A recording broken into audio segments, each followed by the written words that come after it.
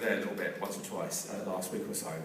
But I haven't been in much because I had this stupid thing going on with the kettle, back home, and being in the press and all this kind of stuff. So I've deliberately not done. I had loads of requests for interviews with Sky News and BBC and all this kind of stuff, and I deliberately didn't do them. So I look like a complete dick, basically, which I'm sure is kind of how it would turn out. My wife said to me, "Whatever you do, don't go on and do interviews because you look like, you know, I was like the family buried under the patio when I interviewed." So and also because I wanted the PR to come through here, you know, because there's lots of good stuff here. I was conscious that Richard invited me in to do some stuff here and so on. So I wanted, given that you're doing a lot of things around IoT and all this kind of business, I wanted to kind of make sure that any kind of PR, any kind of interviews were done through here to kind of benefit everybody, not just kind of, you know, my crazy kind of kettle situation. So let me introduce myself first of all, and it's very informal. Just ask questions, shout stuff out. Apart from Morgan, he can't shout things out. So just shout, and Moen's kind of shouting out. So a friend of mine from a friend of mine called Moen is here from Denmark. Who's even kind of crazier than I am, sort of thing. So he's over there, and he will probably ask stupid things as well. But just to introduce myself first of all, so I actually live down over in Hove. I used to live along by kind of Seven Dials and so on before. So I've been in Brighton for maybe 35 years now or something. So I went to Long Hill years ago, Baswick, and I went to Brighton what was Brighton Poly then, you know, Long by Moulscombe and all that. So I've been here for kind of many years, but in the last kind of, I suppose, 15, 20 years, we're doing a lot of IT work.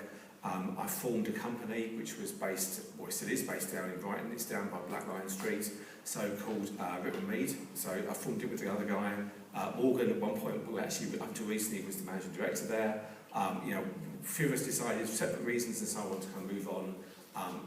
That was, I had about 120 people in there, not in the same building. It wasn't like a sort of sweatshop sort of thing. It was making landmines or whatever, you know. It was we had a kind of an office in India, office in the States, and all this kind of stuff. But I've sort of since left there, playing around with a few new ideas and so on, and so forth. So my kind of technical background is I do a lot of work around what was originally kind of business intelligence and now things like big data and so on.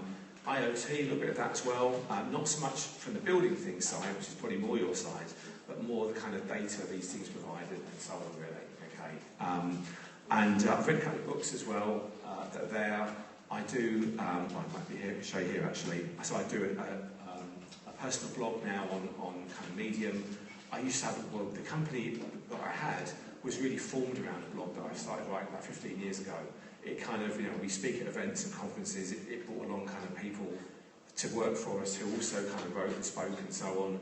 So since I left, I started my own personal blog, which is kind of running on there. I also do a podcast on iTunes as well.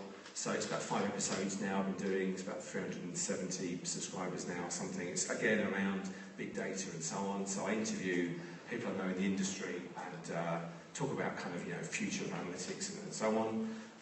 And I also just started a meetup in London.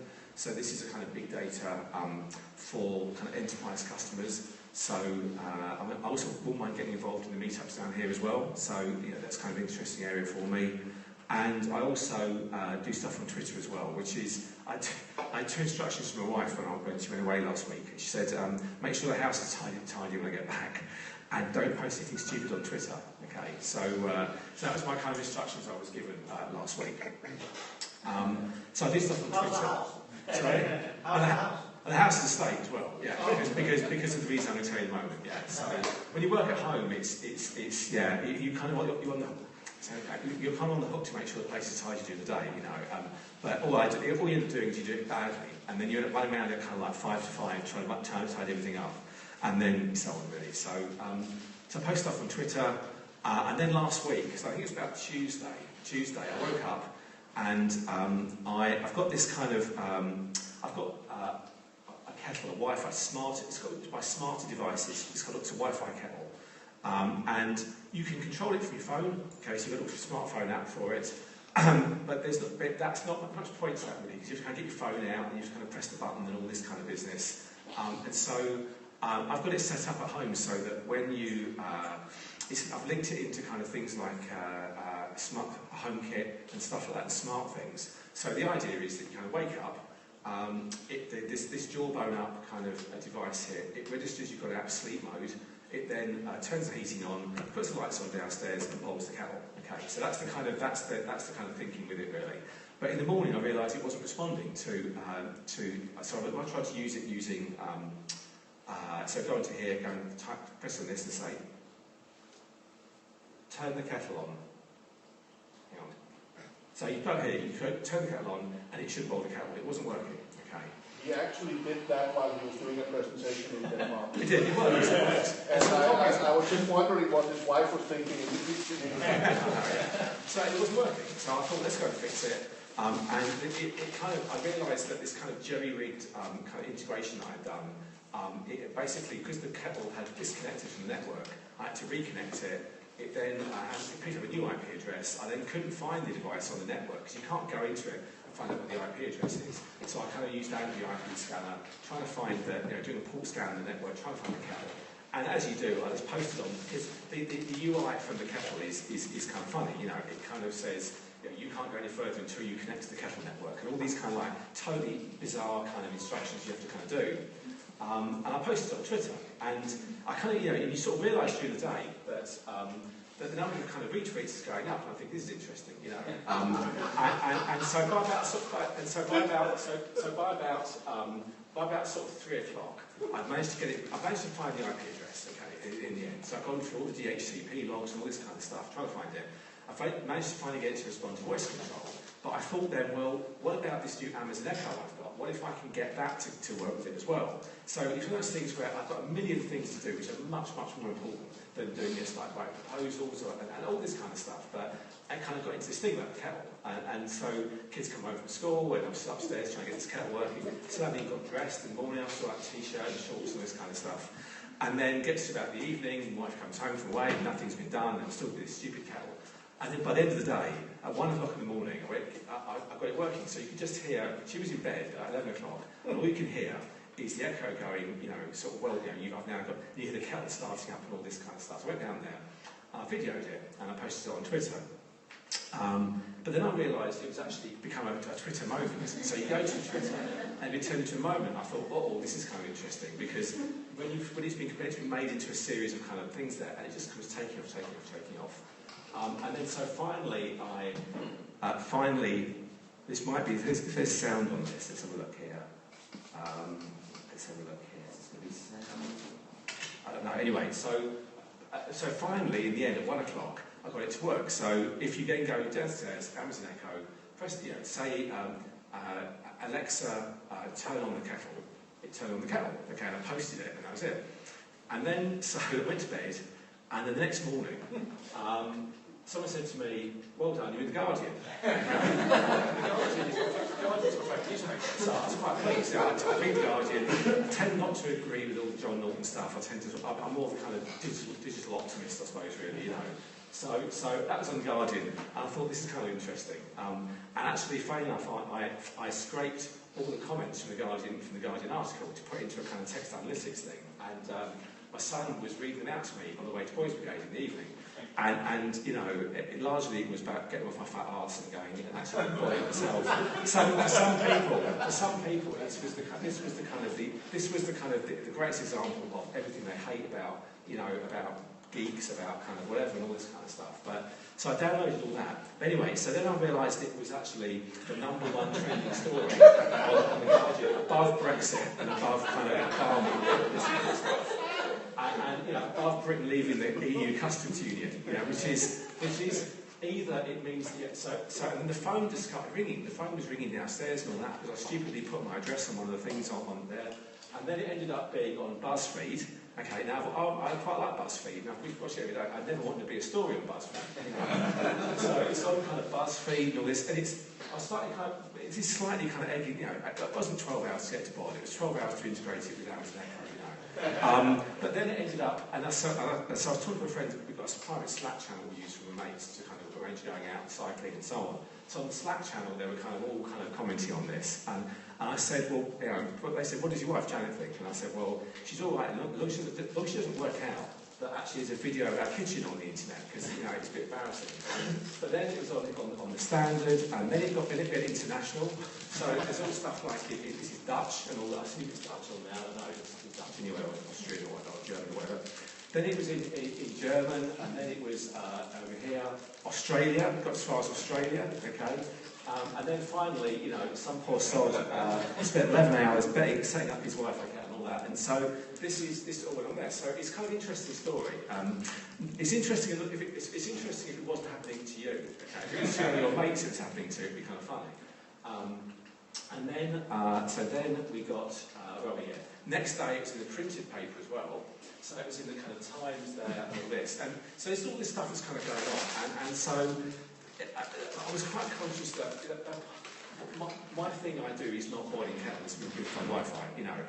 There's a story behind it really. And I kind of wanted to kind of in a way explain a little bit why I was doing it and what was the context of all this, because it's kind of a funny story, but it's I don't just sit at home trying to boil kettles using Wi-Fi and all that. And nobody in their right mind would spend 11 hours trying to boil a kettle via Wi-Fi and all this kind of stuff. But why was I doing this? So why was I doing it? Well, that's a question the Daily Mail asked as well. The tone of the articles and the comments got a bit darker at this point, really. So the Mail Online, who've been trying to contact me as well for an interview, so it got a bit dark at this point, really, with the Mail and the Sun and all this kind of stuff. But so the Mail Online there, which for Maureen's benefit is kind of, it's a daily hate sort of thing. It's the kind of anyway, so there's the Mail there. So what is it? It was data. And the reason that I have this kind of stupid setup at home, and actually the kettle is just the start of it really. The reason I have this kind of stats kettle at home is really, to do with data. So what I've been doing, my background, as I said, is in business intelligence, analytics, big data, and so on. And I kind of had the kettle is just the tip of the iceberg of the kind of crazy stuff I've got going on at home, really. I was supposed to get burgled next day actually with the kind of stuff that I mentioned I was at home. So at home I've got this kind of crazy setup of a whole load of IoT devices. Now these are consumer IoT devices. So I think you guys that are building things from scratch. So the stuff I've got at home is so I've got the Smart Things Hub, okay, and I'll explain why I use that in a moment. I've got used this thing called HomeBridge. So HomeBridge is a kind of open source implementation of the HomeKit protocol. So I can link stuff to HomeKit that isn't kind of Apple certified. The HomeKit stuff all goes through. So generally, I bring all the stuff through Smart Things, so that I can then take the logs from that, so all the events, and I then transmit that across from. So HomeKit. The Samsung's thing is up in the cloud. And then what I use is what's called a Smart App to then feed all the event data through to something called Logstash that goes into a Hadoop cluster I'm running at home. Because the kettle is only the start of it. In the garage at home, I've got like a 6-node Hadoop cluster running in there that I then use to do kind of like machine learning and all that kind of stuff. As a way that I can kind of, I suppose, my old job in my old company was CTO, so I was the kind of chief technologist.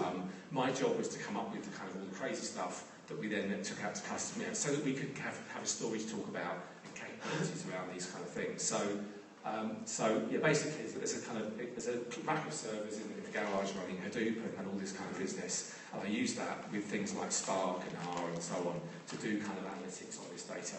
Okay. And also, as I'll talk about later on, I use IFTTT and the Maker channel to bring in stuff that's kind of non-numbers as well. Okay. And the other thing really, and this is where the kettle thing really comes in, was it was all about actually, and the reason the kettle took so long to sort out was not to connect it to the network. I mean, that took a little while to do, but the reason that it took so long was it's so hard to connect that kettle to these kind of like, wider ecosystems, like say HomeKit and all that kind of stuff, right?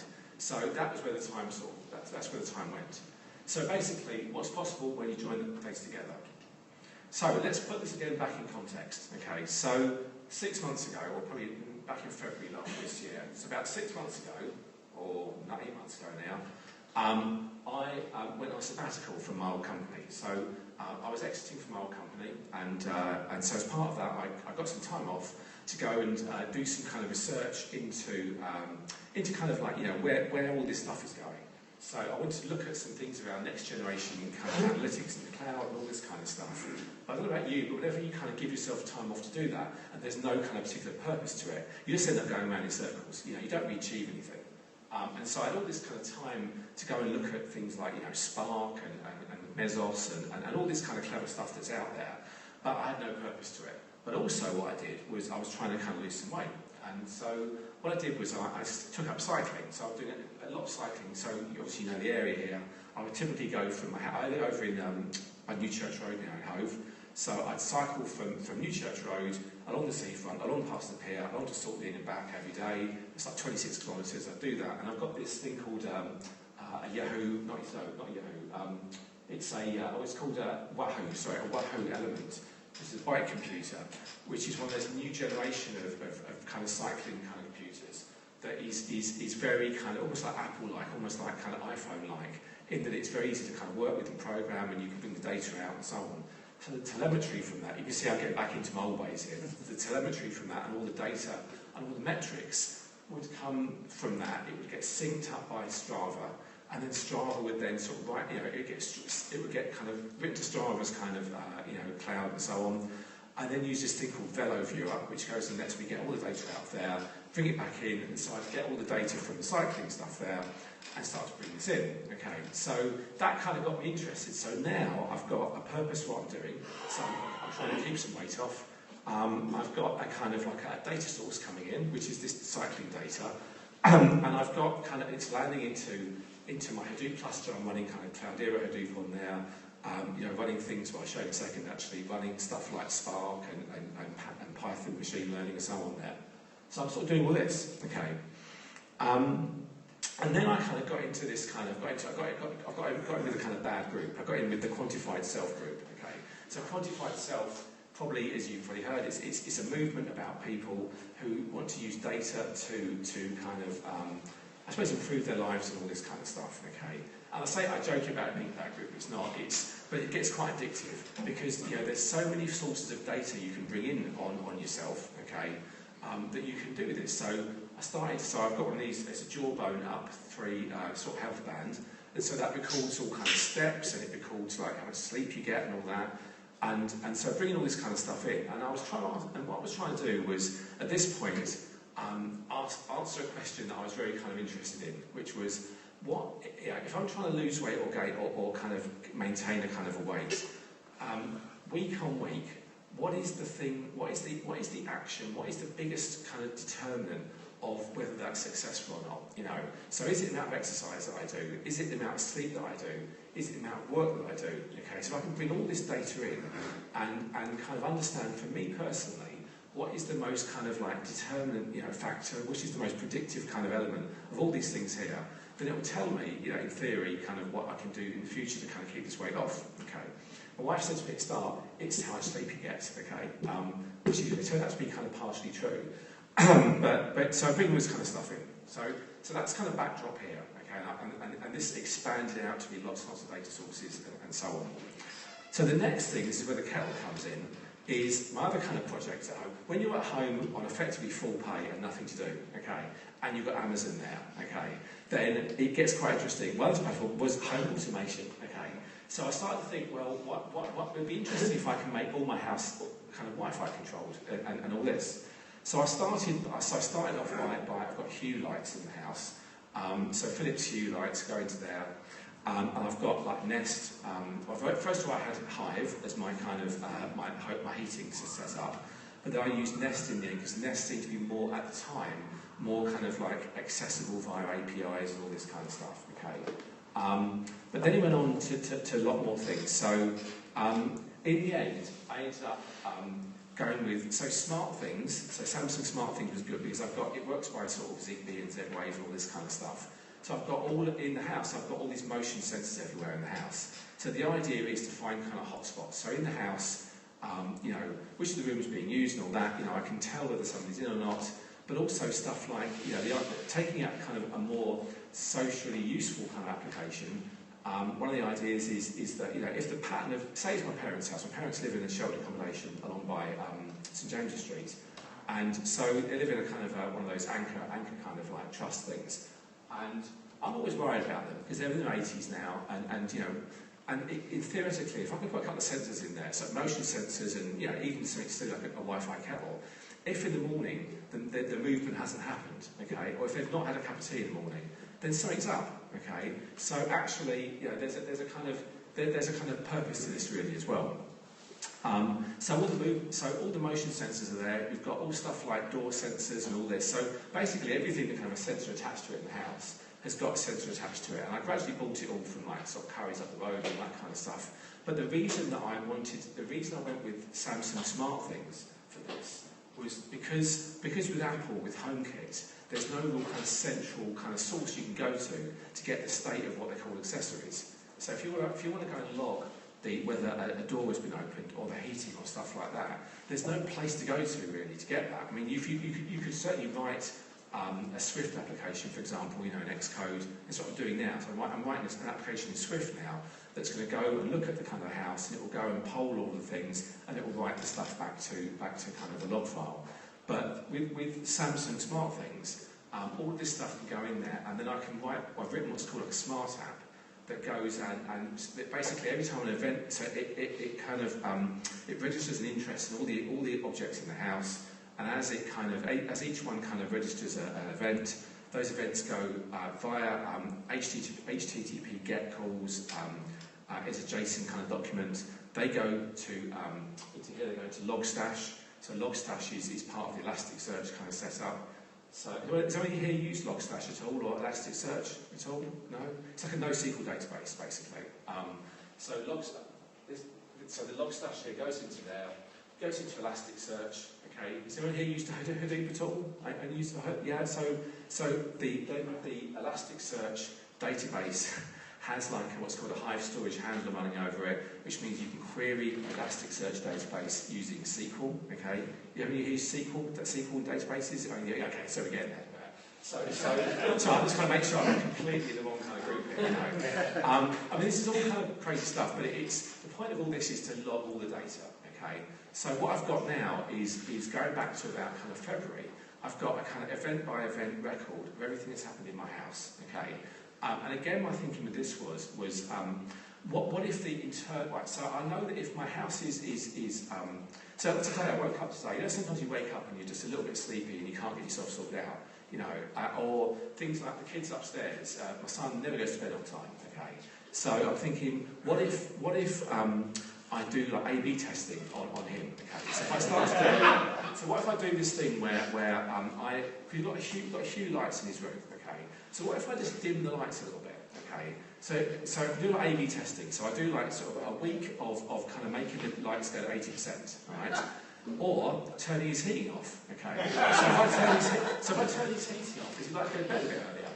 And so the idea is that by monitoring stuff, because by monitoring what time he goes to bed, because I can see what time the kind of motion has stopped, all that kind of.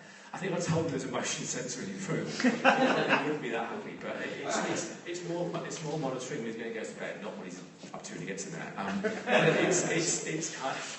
It's the point is that you know I'm trying to do almost like experimentation, you know. To use, is the house environment, is that something that is a contributor to how much exercise people do, how much sleep they get, and all that kind of stuff. So we're getting, for the house, we're getting these kind of bands, like we get these bands as well for people. The point is, we're trying to sort of see, for 4 different people in the house, with wife, daughter, son, whatever, does the house environment affect, you know, does it mean that, does it have any effect on how much sleep you get and all that, or is it down to other factors and so on there? I mean, so the point is to use all this data to do interesting things with, really, okay? So this is all kind of coming in here. So in terms of kind of architecture, I'm the only person I know who's got kind of like a systems architecture for the kind of his house, you know. But this is the kind of setup I've got here. Yeah, so this is, we've got here unstructured data coming in here. We've got kind of event data all coming in real time and batch and so on into what we call in Hadoop terms a kind of data reservoir. And And I'm then running machine learning routines on it, things like stats and linear regression, all that kind of stuff, to try and work out some interesting things, okay, which is kind of slightly crazy to do in your house. But as I said, I've had a bit of time off really, and I thought I might as well try and use it in a productive way, rather than just going down the betting shop and putting money on the horse and all that kind of stuff. So, so if anyone's interested in terms of how the data comes in, so for data that comes in from, say, smartphone apps and things like my cycling computer and so on, I found that the best way of bringing this in a standardised way was to use IFTTT. Who's heard of that? Right. So if this, then this. So what I do is virtually all of the apps that I use, so Strava, Jawbone, even email, Facebook, Instagram, all that kind of stuff. They all have kind of like triggers. You can start from there. So what I do then is I run those through what's called the maker channel. So there's a maker channel, you probably know this within IFTTT, where you can say the payload, effectively the bit that is the if this then that part can be a maker channel call, and that can then call an arbitrary URL. So in my case, it's calling my kind of home network, and it's passing across as a JSON document all of the details of that event. Right? So if it's an Instagram photograph being taken, it sends the URL of that. It sends the kind of the title, the location, all that kind of stuff. If it's an email that I'm receiving up there, it sends the email body contents, all that kind of stuff through there. So basically, it's a total surveillance project on myself, really. Okay. So I've got all things like Strava, all that stuff comes in. So this all comes in via if this then that. Okay. And that then gets logged into JSON documents, which then end up in Hadoop. Okay. And then for smart things, slightly different. What I do there is a smart app that's running. That is then linking into Logstash again as well. It's sending every event as a kind of like a HTTP kind of get, I think it is. All the data goes in there, and that goes into Hadoop as well. Okay, so I've now got sort of two main feeds of data coming in. One is the kind of the data from wearables and so on, and exercise and stuff like that, and one is the kind of house data. Okay. And then we get onto the machine learning part. So this really was the purpose of it for me, because I wanted to use stats and things like models and all that kind of stuff on the data to kind of find some stuff out that's kind of interesting. And the slides that are here, they're all on Speaker Deck. So what you can do, if you're interested in the detail, I'm around here anyway, but the detail of how I do it, all this stuff is all working. It's actually running at home, and I'm doing this stuff now, and so on. So what I tend to sort of say now is if I look here, I started off my experimentation bit first of all by taking just the feed from the Jawbone up to extract. So before I got all the kind of real-time stuff working, I just took a data set, which was the export file. You can go to the Jawbone website, you can download this export file, which in my case has weight readings, it has workout readings, it has all that kind of stuff. I link all my apps to that. And so, I did at the time look at Apple Health as well, but probably Apple Health is like anything to do with Apple, there's no central kind of store of data.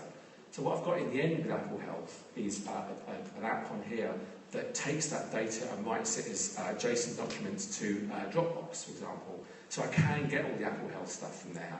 But the easiest way to do it in this case was to get the Jawbone data, bring it in, and so on. And then what I do now, and this is where when I talk about this thing at an Oracle event, I then talk about some Oracle software that I use to do this. Now, you don't have to use Oracle software. I use this because this is what I know. My company, my previous company's background is we were kind of largely a kind of Oracle partner. So we would use, in this case here, what's called Oracle Big Data Discovery to do the kind of analysis. To be honest, you could use, there's lots of tools you can use, or you could just use things like, Spark or Python or stuff like that, But I used a tool here to go in and do some, initial kind of like analysis here. One thing I found with the weight kind of work, so I was trying to work out which of all these factors had the biggest influence on weight change. There's no point looking at what your weight change is day on day. It could be you've got a big pair of pants on or something. It could be kind of anything. It could be that you had a kind of a steak last night or something. If you look at your weight day on day, then there's not much point in looking at that. But what I did was I used this tool to roll up the data, to aggregate it to the week level, and then your weight change week on week is fairly significant, really. You know, so it goes down and goes up. I was talking to Murray's earlier on, he's been sort of like dieting as well and so on.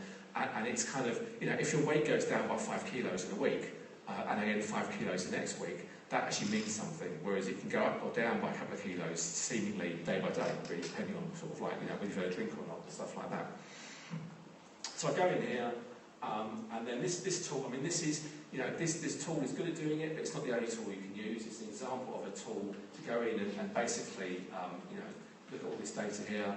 I can then go in, and one of the challenges with any kind of work you do with these health devices is you don't typically weigh yourself every day. So Ryan's, you've got a new set of scales like I've got. You go in there and you sit on it, stand on it, you get a weigh, but you don't weigh yourself every day typically. Okay. So but you typically need to have, for every kind of row of data in these kind of analysis, there has to be a recording, a measurement for each of the factors in there.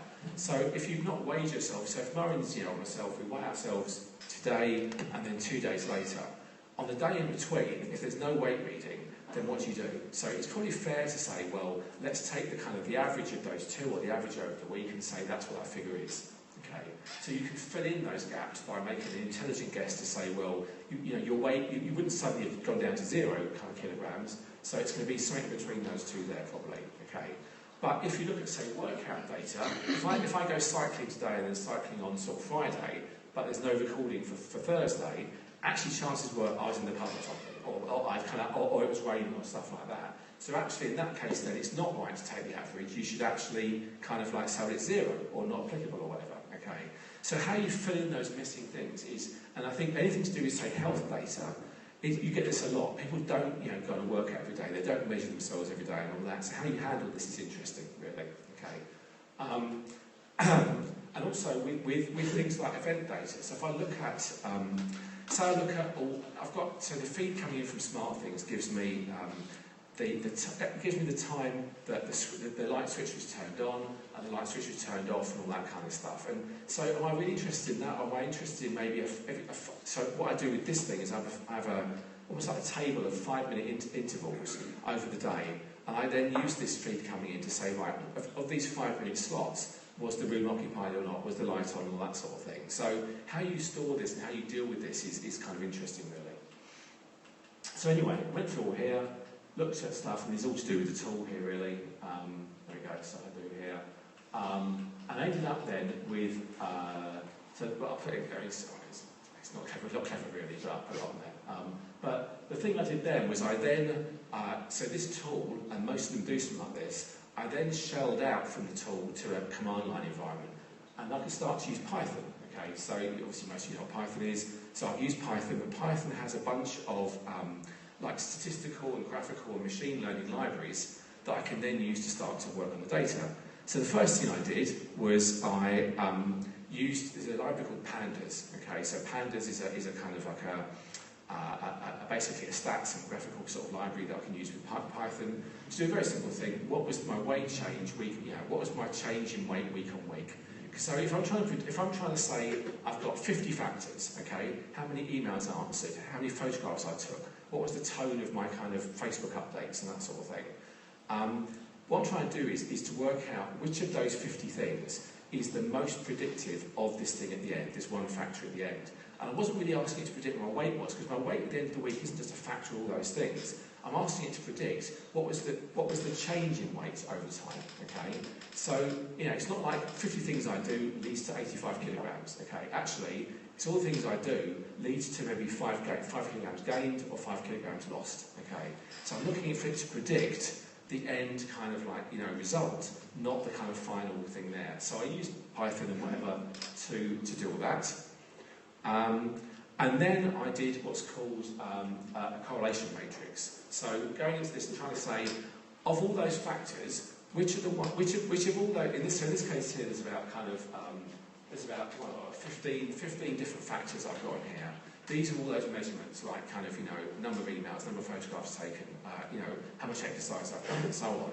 And this would then go, and it would save by the strength, by the colour of the red or the blue there, of which of these which of these factors has the most strong relationship with kind of weight gain and weight loss, okay?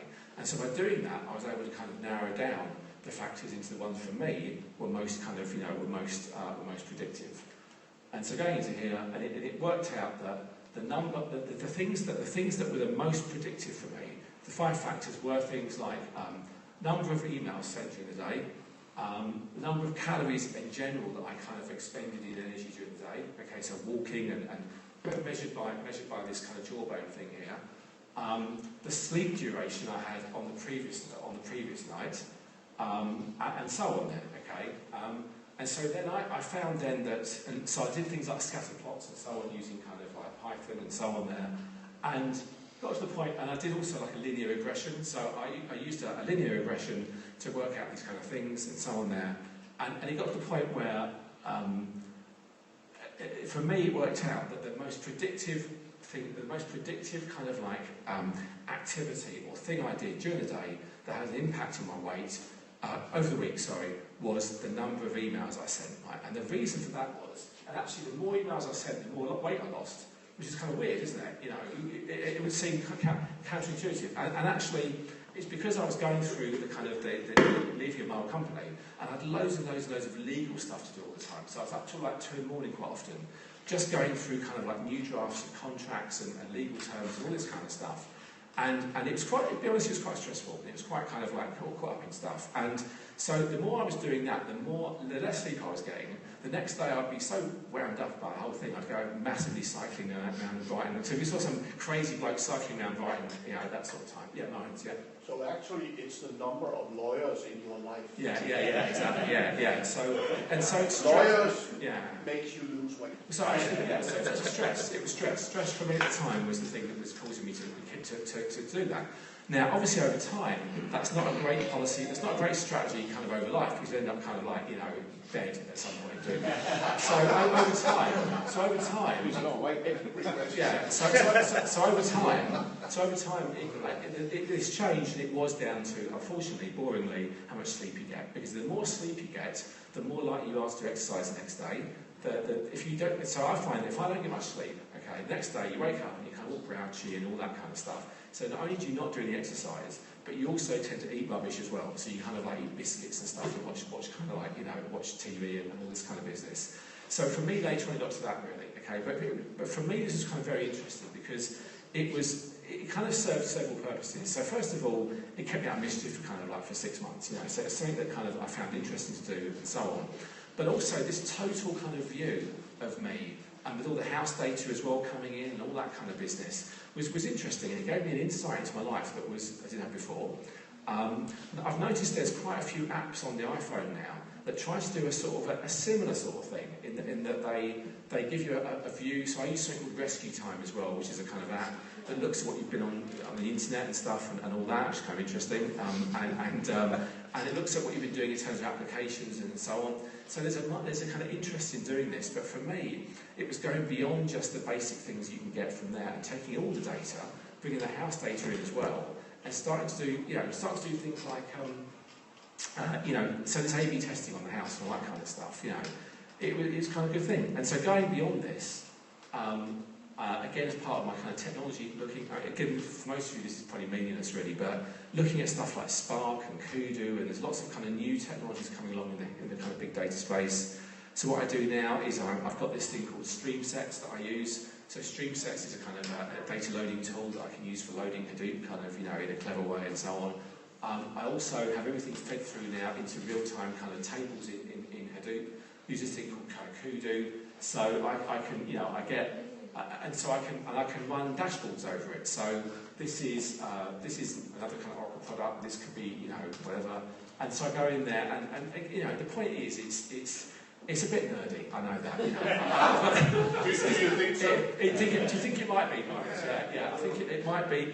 You could make the argument that it is slightly kind of obsessive and nerdy and whatever, but it's kind of. But you know what? It's better than kind of sitting looking out the window all day, you know.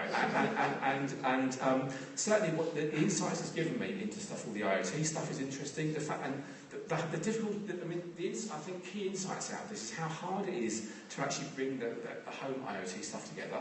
So to get, you know, so I've got on all the kind of the radiators, I've got these individual kind of like thermostats. I'm going there and I can set the temperature on that. But they're running on HomeKit and they won't talk back to kind of like stuff. The Amazon Echo has been the kind of the additional thing that has really made it interesting. So, you know, we go in the morning, you go into the kitchen, you say, yeah, Alexa, what's the time? Alexa, what's my appointments? You go, Alexa, turn the kitchen lights down to 50%, and all that, and it works. It's brilliant. And famously, Alexa, turn the kettle on, and it won't come for you. You know, problem is then that there's no water in the kettle, so you have to kind of run over there quickly and kind of turn it off. Put some water in it, all that. But it's kind of, you know, and I think that I don't know, it's interesting really, you know, and yeah. So it was all about getting the data from my point of view and trying to get it all together. And it wasn't just about that stupid kettle. It was about kind of, you know, using it for, I suppose, more meaningful purposes really, like all this kind of stuff here. So, and this was me proving to myself that all the kind of the exercise was making a difference. So I went on this kind of crazy 3-day kind of cycling tour around the south. I went up to definitely we do cycling, but you know you cycle up. There's the Downslink way. You can go from Shoreham up to kind of Guildford. I went up there, and then from there down to the South Downs way, and then from kind of Cocking to back to here. So you know, and that led to that was where that massive spike in cycling happened in sort of July. But then the trend line there is not weight, hopefully. That's distance cycled. What is it? No, that can't be the weight. Can I? 50. That's something anyway. That's something. Hopefully that isn't weight, because that would be hilarious, wouldn't it? So no, it's workout month, trend, distance, temperature. Oh no, that shows my distance. Oh, anyway, so the distance going up anyway. So that was it. So anyway. So. But yeah, it does obviously have its kind of privacy concerns. Yeah, the fact that we've got this kind of total surveillance going on is interesting. So the obligatory Dilbert cartoon there, you know, I can see you logging everything using your Fitbit, but whatever it is you're doing, stop doing it, you know. But it's you know, it is interesting really, and I think commercial applications. Certainly, there's lots of apps I'm seeing on here doing this. I noticed also that with the interview that the interview that we did right on here, you notice the Guardian picked up on it, and there was the woman who did the original kind of story. She wrote an article a couple of days ago, which was almost exactly what we've been talking about. So it was about using home IoT stuff to help the kind of the vulnerable and that. And you know what? We're here to try and spread ideas, so I don't really care about that. And I'd rather that a good idea gets out and so on. But there are kind of like, you know, benefits. It's not just about money. It's about kind of helping people and all that kind of stuff. It helped me, got me into cycling again, all that kind of stuff.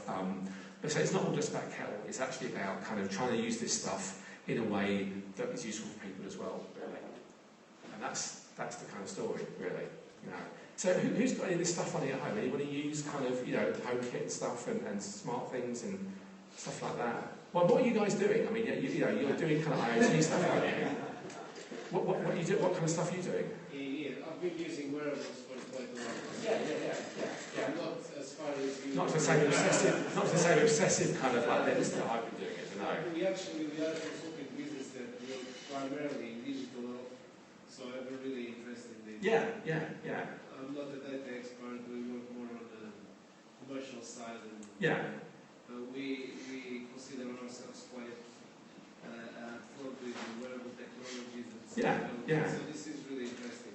It is, and that's why when Morgan mentioned about kind of coming in here, I thought it'd be interesting to do that, because there aren't many people that you see doing this really, and it is interesting, you know. I mean, so I did down at to my son's at Hove Park School over in kind of Neville Road, and so last year this year actually, while I was on sabbatical, to keep myself busy during the kind of 6 months, I started a Pie Club for them.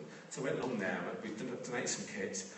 We had 10 kids there doing kind of like, you know, Raspberry Pi stuff with you know, we've got like the Sense hat wall that goes on it as well, and we did stuff like that. And so what we're hoping to do with them this year or next year now, if it's an idea I put to them, is there's this kind of crazy idea in Scotland about if kids do one mile of running each day, then they'll be kind of like, their minds are kind of more and it's probably, and you know what, it's certainly true. But what I thought would be interesting would be to give, say, 10 kids these kind of devices, right, or cheaper ones or something, and then set up some iBeacons around the school and all that kind of stuff. And also, it logs, when they come into school, it logs kind of what they're eating, in the restaurant and so on. I thought it would be interesting to give a control group, say 5 kids, these things and make do the runs. Okay, so 5 kids you don't like. So I'm joking.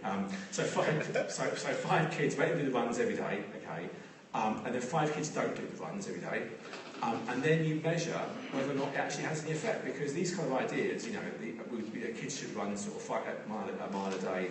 A lot of it is anecdotal. A lot of it is kind of like just sort of talking really. But I thought what would be interesting would be to get the kids who've got the Raspberry Pi Club thing there to actually be taking the data in. So with the Raspberry Pi, you can obviously you can bring data into it and so on. But there's a Microsoft sort of like Windows embedded kind of thing you can buy for it and get for it as well to run IoT stuff on there. And I thought it would be interesting to not only run an IoT project with the school, but get the kids to analyse the data afterwards as well and get them into kind of using IoT and so on. And for me, the reason this stuff was interesting and worthwhile doing was because it's your own data and it's interesting. Typically when you try and get people interested in IoT, then it's about kind of like, measuring the gas meters all around Britain and all that kind of stuff. It's interesting. Well, it's commercially sensible, but it's not really kind of interesting for you personally. But when you do it with your own data and the kids down the school locally and all that, it makes it interesting, really. I think, Mark, Public Health England could do it. Well, funny enough, I had dinner with the guy from Public Health England yesterday, actually. So I was in London at an event that was an Oracle event, actually. And I'm rattling on about, as I usually do, about all this kind of stuff to whoever will listen. And I said, well, because my wife works in Brighton Council, she works in public health there. So all things like healthy living pharmacy kind of events there, and all this kind of stuff going on. And I was rattling on about it. He said, you know what, I work for Public Health England. I collect all the data in, and so it's a small world, isn't it? And the wearables manufacturers, they own the opportunity with the kids. Yeah. For example, Darwin just came up with a new wearable for kids. Yeah. With the 6 months battery, so they don't. Yeah. Every week or whatever. So. Yeah. I think there's a lot of interest in the idea of using this stuff for good, really, for good reasons and so on. And you've got to think about the privacy concerns, you've got to think about all that kind of stuff, and it has to be all locked in, and all the usual kind of stuff, really, But if we can help people to help themselves, I mean, for me, it meant that I kept some weight off, it got some exercise, the house now responds to voice controls, and although funny enough now, there's so many different rules going on with it. We can't work out how to turn the heating off. So it comes on. It comes on at night about 11 o'clock, right? And we have to kind of, oh God. And there's something somewhere is setting it off. And because I've got rules running within HomeKit, within kind of smart things, and within the Nest and within Amazon Echo, and something is kicking it off. So I'm able to now write something that sits over the top of it all and acts as a kind of like a supervisor to sort of say, right, the heat should be coming on at this time. So if it comes on, turn it off. So it's actually gone beyond. It's become sentient now. Sorry, yeah. I mean, I think isn't that one of the great worries about the IoT? That Yeah. The architecture is flaky. Oh, it is. That kind of thing that you can't debug it. You can't see what the hell's going on. Oh, absolutely. And yeah, absolutely. And so one of the most common and correct kind of objection that the guys in the comments had was, first of all, is it very flaky and all that? And yeah, absolutely. It becomes, I'd say, the standard of programming going on. So when I rig together my kind of kettle thing, I've got a public IP address and a URL you can call to boil my kettle. So if you found that out, you can just sit there and boil my kettle all day. And you would, and I would if I found it out. I'd boil if I found out my mate's IP address and kettle thing, I'd be boiling it all day. Just for love. And so that is a valid point. And I'd say that there was a good article. I think it was John Norton or someone kind of said that you're not John Norton, are you? You look sort of weird, sort of thing, So no, it was a valid point to say that security and all that is not a selling point for these things. So when you buy your Wi-Fi cable, when you buy your kind of stuff from China or whatever, you don't buy it because it's secure and all that. And so you've got that thing happen recently with the DDoS attacks. People were using kettles and stuff and lights to actually launch denial of service attacks on people as well. I think it was the guy. So. Yes, absolutely, it is, and I think that in the same way that when you sell a device now, that if you sell anything that connects to the kind of the electricity, It has to be kind of like CE marked, isn't it, and so on. There should be something similar to say, if this connects either directly or indirectly to the public internet, there should be some kind of like sort of, certification on there to say that it can't be used for all this kind of stuff, because you've got all this stuff being turned out, and presumably by us or whatever, that is inherently kind of insecure and exploitable, really, and in the same way that electricity is a kind of public, thing, the internet is as well. So absolutely, yeah, it's in that day. We're in that stage now of people kind of building their own kind of, I think where we are now is not a sustainable situation, really. But I think we shouldn't not look at it, but we should certainly be aware of what are the implications of this and the security kind of concerns and so on. Absolutely. Yeah. Have you monitored how many attacks you're getting since you became famous? No, but I should do, shouldn't I? I mean, I've got. A lot of people aiming to switch your kettle on right now. Well, they could do, yeah. Well, they could do, but even I can't switch it on. It's broken. The thing is, it's broken again now. So even I can't switch it on. So if they do, good luck to them, really, because they've obviously fixed the. I'm hoping someone will hack in and fix it for me. That'd be quite good, actually. But yeah, it is. It is. Well, actually, I looked at my thing the other day and I realised it was set to 38 degrees. And I thought, I'm going to get out and they'll be dead because I kind of set it. But I think that, yes, interestingly, I mean, I've got a network. When this all kicked off, because of all the logging of all the stuff happening from Twitter, I couldn't. The connection out was getting saturated. So. Absolutely, yeah. I mean, that's why I kind of lied low a little bit afterwards, because I didn't want to become some kind of comedy sort of like sort of victim of all this stuff going on. Because absolutely, you can probably guess the password on Periscope now, but probably can guess the password for my router fairly easily and and all that kind of stuff. And yeah, absolutely, you've got to think about that really. And all they can do is boil the kettle and stuff and turn the heat up, it's not the end of the world. But actually, if they can get through to, I've got banks of servers at home, I've got kind of all that. Actually, it is. You wouldn't want that stuff to be compromised, really. Yeah, and it is very insecure. Not that insecure, should I say, for public consumption, but compared to say some places. And I think we're at that kind of frontier thing now of trying things out, but it's got to get more secure, really, as well. Have you also banned your children from learning programming? Because when they start hacking. Although they do, I mean, I try and encourage them actually, because I think this is another theory I've got. That my son has got Minecraft. He's got a Minecraft server. He's got like a Minecraft YouTube account. He's like, he and all that kind of stuff. But he trying to get them in. So I brought home a Raspberry Pi for him to look at, and it was like someone stamped on a calculator. I put it in an envelope. It's just a series of just things on there. And so for him, the problem with programming, I think, for kids is the problem with programming is that there's too many layers of abstraction now.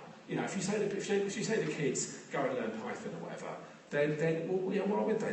They want to be writing iPhone applications and all that. And the only reason that he got into Python was, I think, because of Minecraft and trying to get the server working and sort of trying to get some Java stuff working and so on. I wish in a way they would get more into it, but they're more into.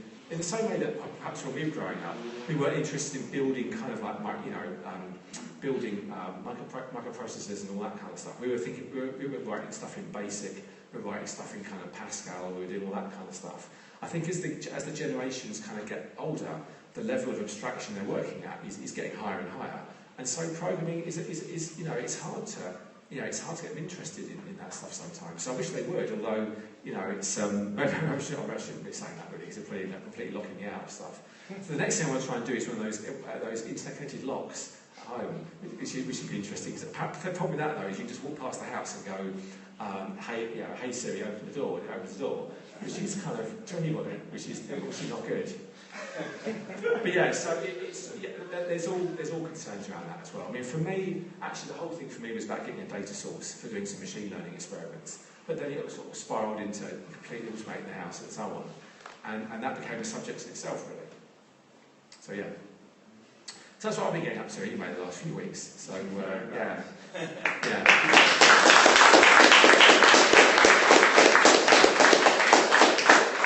And also, I mean, I'm really keen to talk to you guys on that kind of stuff. I mean, it's anything meetups or anything at all. I mean, it's all interesting stuff. Cheers. Thanks. Thank you very much.